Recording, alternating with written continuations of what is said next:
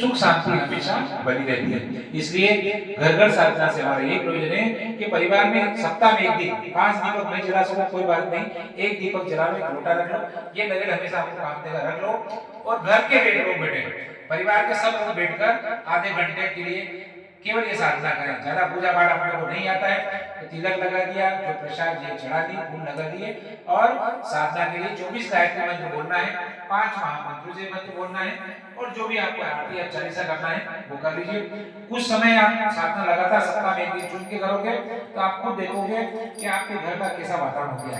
आपके समस्त जो रोग है वो धीरे धीरे, कोई गंभीर बीमारी है तो भी जिस घर में गायत्री मंत्र जब होता है वहां से रोग हमेशा के लिए गायब हो जाते हैं।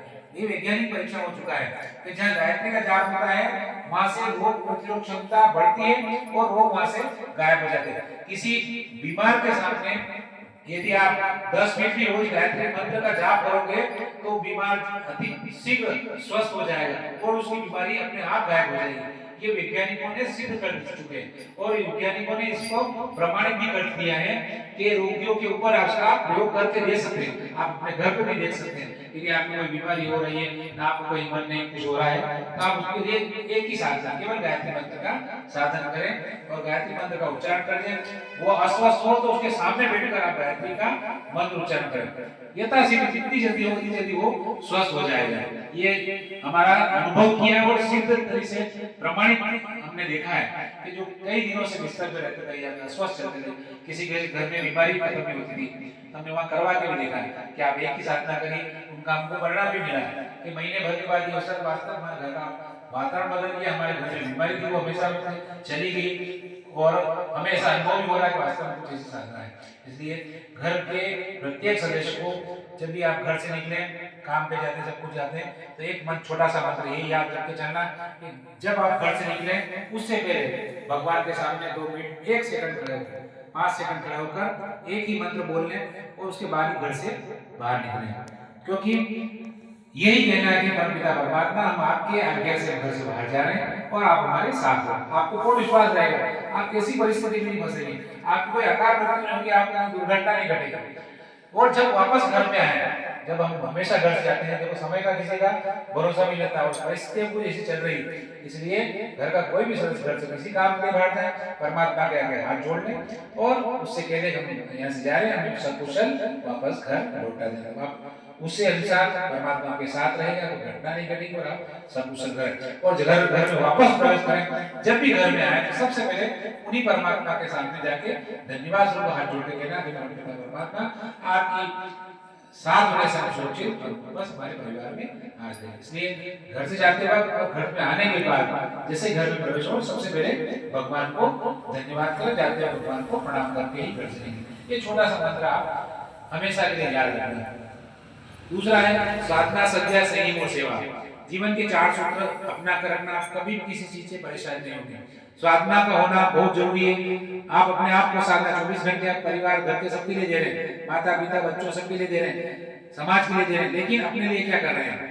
इसलिए अपने को अपना समय भी 1 घंटे का समय भगवान के लिए अपने को देना है, सब लोगों के लिए देना है। सबके लिए हम दे रहे हैं लेकिन अपने लिए कुछ नहीं दे रहे, इसलिए भगवान के सामने साधना का होना अनिवार्य है। तो आप स्वयं साधना करें, बच्चा बड़ा बूढ़ा सब साधना करें, ये मेरी साधना है, ये मेरे अपने लिए कर रहा हूँ। इसलिए विधान तो धीरे धीरे बढ़ता जाएगा। 3 माला का विधान है, एक अपने लिए, एक अपने परिवार के लिए, एक समाज और राष्ट्र के लिए। 3 माला का गायत्री मंत्र का विधान है। जिसने गुरु दीक्षा ली है उनको पता है कि न्यूनतम कम से कम 3 माला का जाप तो अनिवार्य कंपल्सरी होता है, उसको करना ही करना होता है, स्वयं के लिए, परिवार के लिए और राष्ट्र के लिए। इसलिए आप धीरे धीरे क्रम को बढ़ाएंगे, यदि आप 3 माला के संग में आ जाएंगे तो आपको अपने लिए समयदान साधना करना है, स्वाध्याय करना है। पूर्व जमाने में हमको हमारे दादा दादी भी हमको सिखाते थे, सब परिवार के लोग को बैठा देते थे और अच्छी अच्छी कहानियां सुनाते थे, रामायण सुनाते थे, महाभारत सुनाते थे और क्या गीता जी सुनाते थे।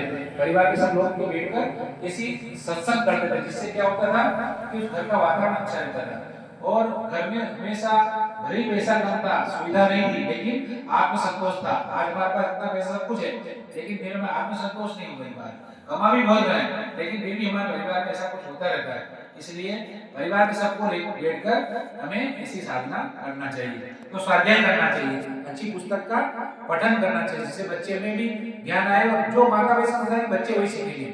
इसलिए जब माता पिता पूजा पाठ करेंगे बच्चे में अपने आप संस्कार आ जाएंगे, वो भी इसे प्रणाम करके जाएगा, घर में आके प्रणाम करेगा, साधना करेगा, उठने के लिए सबसे पहले माता पिता को प्रणाम करेगा, भगवान को प्रणाम करेगा। ऐसे आचरण आपको सिखाना पड़ेगा। इसलिए हमारा दायित्व बनता है कि हम आपने हमसे शुरुआत करें। तो साधना स्वाध्याय और तीसरा सैनिक जीवन। सैनिक जीवन ऐसा आज के जो जमाने में सबका जीवन उटपटांग हो चुका है, अभक्ष लक्षण हो रहा है और कौन समय से सो रहा है कौन समय जा रहा है। जबकि सबसे बड़ा विधान यह है कि समय को सो 9 बजे से 10 बजे के आसपास 4 बजे से 5 बजे के बीच अपने को उठना, इससे सारा काम भगवान ने सबको 24 घंटे दिए हैं, लेकिन जो संयमित रूप से जीता उसके लिए 26 घंटे बच जाते हैं, जो असंयमित रहता है उसके लिए 20 घंटे रह जाते हैं। वो 8 बजे 9 बजे उठ रहा है और 4 घंटे उससे चले गए, उसके बाद वो कहीं भी आसपास काम कर रहा है, दिन भर मूड अच्छा रहता है, काम में मन नहीं लगता है। इसलिए सूर्योदय के पहले उठने का नियम है, 5 बजे तक तो हर हाल में आपको बिस्तर छोड़ना है। तो सबसे उठते पहले ही अपने भगवान को याद करना, प्रणाम करना धरती माता को और अपनी साधना 1 घंटे आधे घंटे में हमारे नियमित क्रम से पूरे हो जाते हैं। उसके बाद भगवान के सामने बैठ जाते हैं। महिलाओं ये रहता है हमारे किचन में है, बच्चों के टिफिन वगैरह या कुछ भी है, तो वो दिन में भी साधना कर सकती है, पर लेकिन उठते ही सिर्फ हम भगवान को याद करके, और जब भी हम भोजन बनाए हमारे परिवार में किचन में कहीं, तो किचन में बना भोजन बनाते समय भी भगवान का स्मरण होना चाहिए, गायत्री मंत्र का उच्चारण मणि मन। जब वो भोजन बनेगा तो एक तरह का प्रसाद बन जाएगा, वो प्रसाद हमेशा भोग बन जाता है। नहीं तो लड़ते झगड़ते हुए या किसी कर्मश कषाय की तरह भोजन बना के वो भोजन जो है जहर पूर्ण हो जाता है और वो शारीरिक क्षमता को खत्म करता है। इसलिए भोजन की पवित्रता बहुत जरूरी होती है। पहले जमाने में हमारे होता ही था कि वो किचन को हमेशा साफ सुथरा रखते, कच्चा रहता था तो भी नहीं बोल के हमको भोजन को अग्निदेव को हम व्यवस्थित रूप से रखते थे और भगवान को भोजन मतलब भोग लगाने के बाद ही हम सब परिवार वाले खाते थे। तो उससे क्या होता था कि वो भोजन भगवान का प्रसाद बन जाता, अन्न जो है प्रसाद बन जाएगा। तो ये बात आपको छोटी छोटी बातें आपको याद रखना है परिवार को सुसंगठित बनाने के लिए। इसलिए समयदान अंशदान, जब भी आपको समय मिले, जहाँ भी अच्छे काम कर रहा हो, अपना समय 1 घंटे 2 घंटे का अच्छे कार्य में साधना संध्या संयम और सेवा का भाव जो है हमारे अंदर उतर जाना चाहिए। हम इसी क्षेत्र में काम कर रहे हैं, यूं नहीं कर रहे हैं कि हम मजबूरी में काम करें।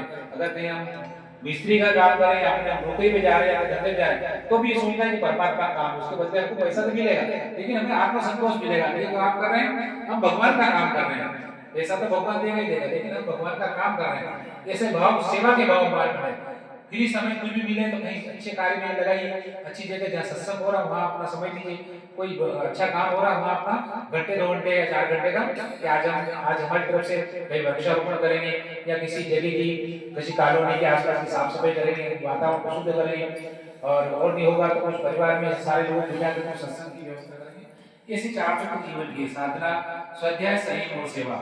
और 5वां सूत्र है अंशदान। हमारे कमाई का एक अंश जो भी हम कमाते हैं हम उस परमात्मा के आगे जरूर अर्पित करेंगे, क्योंकि हमारा जो अंश हम साथ कुछ भी ले जाएंगे, लेकिन जो अंश जाएगा वो कहीं अच्छी जगह जाके लगेगा तो उसका प्रतिफल आपको कई गुना मिलेगा। इसलिए अंशदान का भी छोटे रूप में निकालना है, ये नहीं करना आज देगा 1000 2 4 5 5 हजार लाख लाख उससे कुछ नहीं होगा। नियमित रूप में आना चाहिए कि हम जब भी काम करें हमारे कुछ भी हो हम भगवान के लिए कुछ न कुछ अर्पित जरूर करेंगे। वो जो पैसा है जो भी मुझे अंशदान रहता है वो सदकार्य में रखना चाहिए। हमारा पैसा किसी दिन दुखियों में रखना चाहिए। आपको लगता है कि आपके आसपास कोई वास्तव में दुखी है तो उसकी हम जो भी हम उससे सेवा बन सके वो सेवा का भाव हमारे हृदय में बढ़ना चाहिए। गुरुदेव ने क्या बांटा? केवल प्रेम और स्नेह बांटा और दीन दुखियों की सेवा बांटा। गायत्री परिवार का मात्र उद्देश्य ये कि व्यक्ति निर्माण, परिवार निर्माण और समाज निर्माण। हम बदलेंगे युग बदलेगा, हम सुधरेंगे युग सुधरेगा। मतलब हमने अपने आप का निर्माण कर लिया तो परिवार अपने आप सुधरेगा। हम घर से व्यवस्थित रहें तो हमारे बच्चे हमारे बड़े बड़े सब उसी लाइन से चलेंगे और हमारा निर्माण हो गया तो परिवार का निर्माण हो गया और परिवार का निर्माण हो गया तो राष्ट्र का निर्माण हो गया। इसलिए छोटे छोटे सूत्र संकल्प गायत्री परिवार में सीधी दी जाए, घर घर साधना कीजिए कि आपके घर की साधना। अभी देखिए आने वाला समय बहुत खतरनाक आ रहा है। ये हर भविष्यवक्ता ने भविष्यवाणी कर चुकी है कि 2026 से लगाकर 2040 के आसपास बहुत विनाशक स्थिति, भयावह स्थिति बनने जा रही है। इसलिए जो परमपिता परमात्मा से जुड़ के रहेगा वही सुरक्षित रहेगा। और जो उसकी दूरी में रहेगा वो हमेशा कहीं भी नहीं जा पाएगा, क्योंकि उसका संरक्षण उसको प्राप्त रहेगा देवा की। बाकी अभी देखिए कोरोना एक है, ऐसे कई कोरोना आने वाले हैं जिसमें आपको ये पता नहीं चलेगा कि हमारे पास कौन था कौन बैठा। इसलिए हमारे जीवन में साधना स्वाध्याय संयम सेवा का भाव बने रहे। आज आपके घर समूह साधना हुई। समूह साधना का मतलब 10-20 लोग मिलकर एक साथ उस देव स्वरूप परमात्मा को याद कर रहे हैं, जो हमारे उज्जवल भविष्य को उनकी कामना के लिए ले जाए और हमारे परिवार में सुख शांति आए। ये सभी कमर सिद्धि करें, जो इसके गायत्री मंत्र का हमारे साथ उच्चारण करें। सभी लोग कमर सिद्धि करेंगे। जब भी साधना में पूजा पाठ में बैठे तो कमर को सीधे रखकर